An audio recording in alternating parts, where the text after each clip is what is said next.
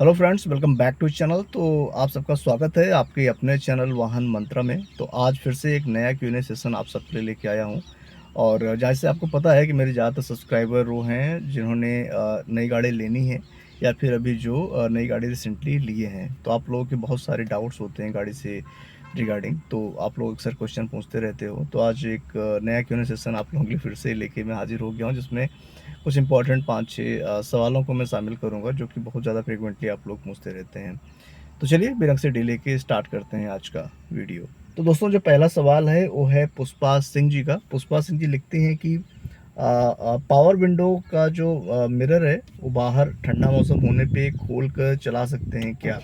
तो पुष्पा जी बिल्कुल, अगर बाहर मौसम ठंडा है, बाहर मौसम प्लीजेंट है, तो आप डेफ़िनेटली अपने कार का जो विंडो है उसको डाउन करके गाड़ी अपनी चला सकते हैं। स्पेशली जब आपकी गाड़ी की स्पीड कम हो, मतलब अगर आप सिटी में चला रहे हैं तो डेफ़िनेटली अपने कार के विंडो आप डाउन करके गाड़ी चला सकती हैं, और उससे आपका फ्यूल बचेगा, क्योंकि आप उस टाइम पे अपनी एसी यूज़ नहीं कर रही होंगी। एसी आप ऑफ़ कर दीजिए, नेचुरल हवा का आप आनंद लीजिए और आराम से अपनी गाड़ी चलाइए। प्रॉब्लम तब होती है जब आप हाईवे पे हाई स्पीड में 80 से 100 की स्पीड में आप चल रहे होते हैं। तो उस केस में मैं रिकमेंड नहीं करूँगा कि आप गाड़ी के विंडो को डाउन करके चलें। चाहे मौसम बाहर ठंडा ही क्यों ना हो, लेकिन फिर भी आप विंडो को ऊपर चढ़ा के एसी ऑन करके ही चलें। उसका रीज़न ये होता है कि जब आप हाई स्पीड पे चलते हैं तो गाड़ी के ऊपर जो हवा का प्रेशर होता है बहुत तेज़ होता है, और अगर आप विंडो अपनी डाउन कर देंगे तो गाड़ी के अंदर जो हवा है वो भरती है, और गाड़ी को बहुत ज़्यादा रेजिस्टेंस गाड़ी के लिए क्रिएट होता है, और गाड़ी को बहुत ज़्यादा मेहनत करनी पड़ती है आगे बढ़ने के लिए। गाड़ी का जो पूरा एरोडायनेमिक बनाया हुआ होता है पूरा का पूरा ख़राब हो जाता है। तो उस केस में आपके फ्यूल बचेंगे नहीं, बल्कि आप उतना ही फ्यूल खर्च करोगे जितना आप एसी चलाने पे खर्च करते हो। तो कोई फ़ायदा नहीं है। अगर आप हाईवे पे चल रहे हो तो उस केस में आप अपनी विंडो नीचे करके मत चलाइए, आप उस समय विंडो ऊपर करके चलाइए।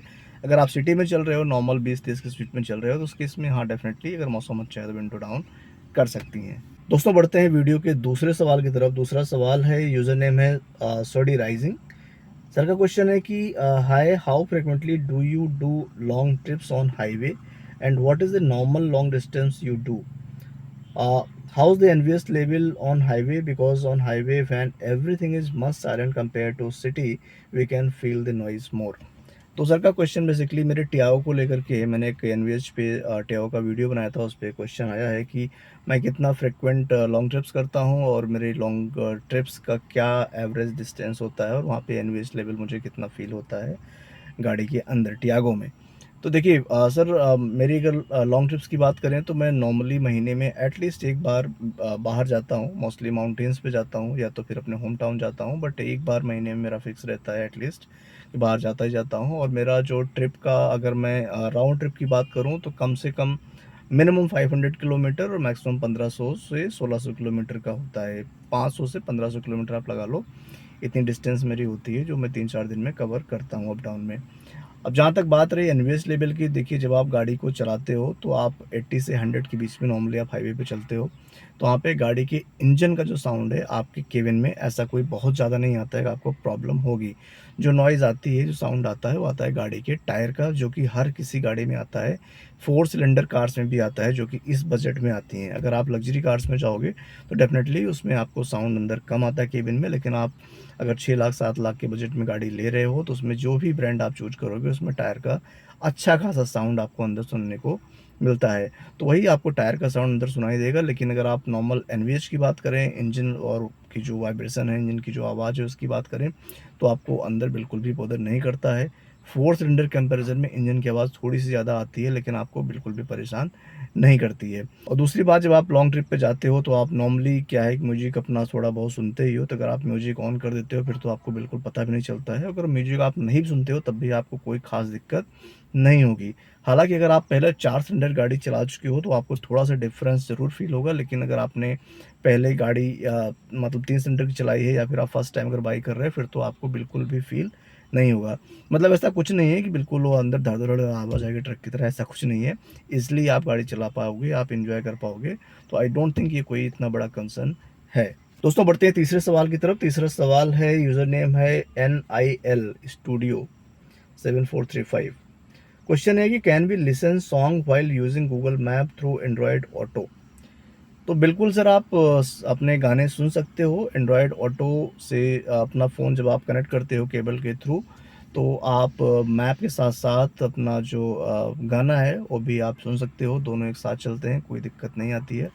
एंड्रॉयड ऑटो यूज़ करने का जो मुझे ड्रॉबैक लगता है, एक ही ड्रॉबैक लगता है कि आपका फ़ोन उससे रेगुलर चार्ज होता रहता है और कई बार आपका फ़ोन जो है ओवरहीट हो जाता है, उसकी वजह से हैंग करने लगता है। तो सबसे बड़ी प्रॉब्लम मुझे यही लगती है, वो भी तब जब आप किसी लंबे ट्रिप पे जाते हो जहाँ पे आपको 5-10 घंटे, 12 घंटे की जर्नी करनी है दिन भर में, तो वहाँ पे आपको थोड़ा-सा प्रॉब्लम दे सकता है। अदरवाइज़ जहाँ तक आपका सवाल है, तो आप दोनों एक साथ यूज़ कर सकते हैं।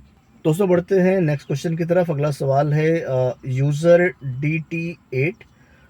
क्वेश्चन है कि चाबी निकालने के बाद लाल बत्ती क्यों जलती है 24 घंटे? तो आपने भी देखा होगा, जो लोग अभी नई-नई गाड़ी खरीद रहे हैं, शायद उनको एक क्वेरी आती हो कि जब भी अपनी गाड़ी हम ऑफ़ कर देते हैं और लॉक कर देते हैं, तो जो आपका इंस्ट्रूमेंट क्लस्टर है स्टीयरिंग के आगे, उसमें एक रेड कलर की बत्ती है जो कुछ देर में मतलब ऐसे वो ब्लिंक करती रहती है। तो उसका क्या मतलब है? कुछ लोगों का कंसर्न रहता है कि कोई प्रॉब्लम तो नहीं है। तो ऐसा कुछ भी नहीं है, एक्चुअली एक सिक्योरिटी फीचर गाड़ी में आता है, आजकल ऑलमोस्ट सारी गाड़ियों में आता है, जो कि है इंजन इमोबिलाइज़र। तो इंजन इमोबिलाइज़र अगर मैं सरल भाषा में आपको बताऊँ तो बेसिकली क्या होता है कि एक तरह का सिक्योरिटी फीचर है और आपकी जो की है, गाड़ी आपकी की को सेंस करती है, आपकी जो गाड़ी की चाबी है उसको सेंस करती है, उसके बाद ही स्टार्ट होता है। तो मतलब अगर कोई आपकी गाड़ी की डुप्लीकेट की बना के लाता है और उसमें इंसर्ट करके स्टार्ट करने की कोशिश करेगा, तो आपकी गाड़ी स्टार्ट नहीं होगी जब तक कि आप ओरिजिनल की नहीं डालोगे, उसको सेंस कर लेगी, डुप्लीकेट की डालते ही सेंस कर लेगी। तो वो सेंसर जो है हमेशा ऑन रहता है, उसका साइन है जो आपको लाइट ब्लिंक करती रहती है, that is engine immobiliser sign. अगर वो जल रही है इसका मतलब आपका जो इंजन इमोबिलाइज़र का फीचर है, सिक्योरिटी फीचर है, एक्टिव है गाड़ी में। तो जलना चाहिए, जल रही है अच्छी बात है, अगर नहीं जल रही है फिर आपको चेक कराना चाहिए। तो that is a security feature जो कि आजकल सारी गाड़ियों में ऑलमोस्ट आता है। दोस्तों बढ़ते हैं वीडियो के आखिरी सवाल की तरफ और आखिरी सवाल है विवेक चौबे जी का।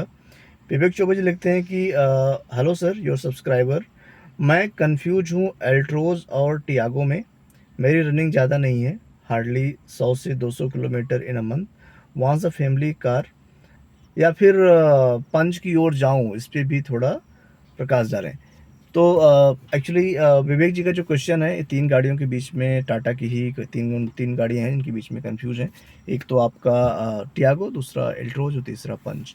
तो विवेक जी देखो, तीनों जो गाड़ियों का प्राइस ब्रैकेट है, थोड़ा बहुत एक दूसरे को ओवरलैप करता है। तो मेरे हिसाब से इन तीनों गाड़ियों में आपको जाना चाहिए पंच के ऊपर। अगर आपका बजट 8 लाख के आस-पास है, तो आप इसका जो एडवेंचर रिदम पैक है, जो कि मेरे पास भी है, मेरी जो दूसरी गाड़ी है एडवेंचर रिदम पैक ही है पंच की, तो आप उस वेरिएंट पे जा सकते हो। काफ़ी वैल्यू फॉर मनी वेरिएंट है, उसमें आपको ज़रूरत की सारी चीज़ें मिल जाती हैं। जैसे आपका म्यूजिक सिस्टम मिल जाता है, टच स्क्रीन वाला पीछे कैमरा मिल जाता है, चारों पावर विंडो मिल जाती हैं, सेंट्रल लॉक मिल जाता है, तो सारी चीज़ें उसमें आपको मिल जाती हैं जो कि बेसिक रिक्वायरमेंट एक गाड़ी में होती हैं। तो आप एडवेंचर रिदम पे जाइए अगर आपका बजट 8 लाख के आसपास है। अगर आपका बजट 6 से 7 लाख के बीच में है, तो फिर आप टियागो पे चले जाइए। टियागो भी अच्छी गाड़ी है, अभी मैं टियागो में ही बैठा हूँ, करीब 2.5 साल से चला रहा हूँ, 40,000 किलोमीटर इसको चला चुका हूँ। कोई दिक्कत नहीं है, बढ़िया गाड़ी है, तो आप टियागो पे भी जा सकते हैं।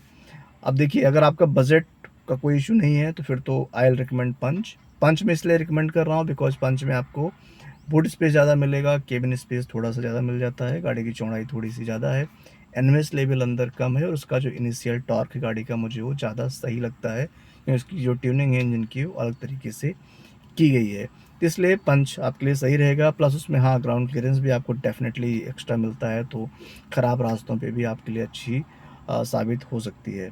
तो बजट अगर 8 है तो पंच पे जाइए, अगर बजट 6-7 है तो टियागो पे जाइए और दोनों गाड़ियों में से कोई भी लेंगे तो आप बिल्कुल भी रिग्रेट फ़ील नहीं करेंगे। तो दोस्तों यही थे आज के कुछ क्वेश्चन, उनका आंसर। आई होप वीडियो आपको अच्छा लगा होगा। अगर वीडियो अच्छा लगा है और चैनल पे पहली बार आए हो तो चैनल को सब्सक्राइब कर दो, बेल नोटिफिकेशन भी ऑन कर दो, ताकि जब ऐसे वीडियोस आप लोगों के लिए मैं लेके आता हूँ तो उसका नोटिफिकेशन आपको टाइम से मिलता रहे। और आप लोग सब्सक्राइब जरूर कर दो, क्योंकि अक्सर आप लोग वीडियो देखते हो लेकिन सब्सक्राइब करना भूल जाते हो, रह जाता है। तो सब्सक्राइब जरूर कर दो ताकि रेगुलर आपको अपडेट्स मेरी वीडियोज़ के मिलते रहें। तो जल्दी मिलते हैं किसी नए और इन्फॉर्मेटिव वीडियो में। तो के लिए अपना ख्याल रखिए, अपने घर परिवार का ख्याल रखिए। जय हिंद, जय भारत।